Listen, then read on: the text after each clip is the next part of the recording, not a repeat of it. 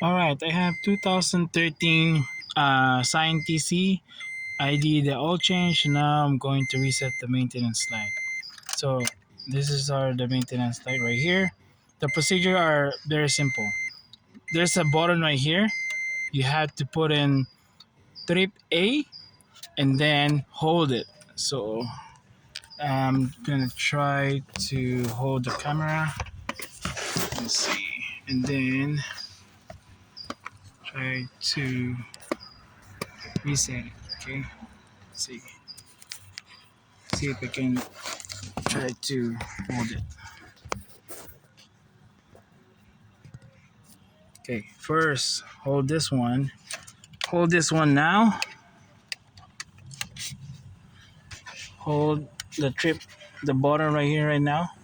Turn off, turn on, hold it, and then you'll see the blinking to resetting the maintenance light. Now it's 0. Should be fine. Go to normal mileage.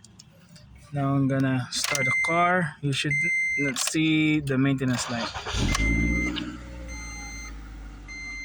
So now everything's clear. That's how you reset the maintenance required on 2013 Scion TC.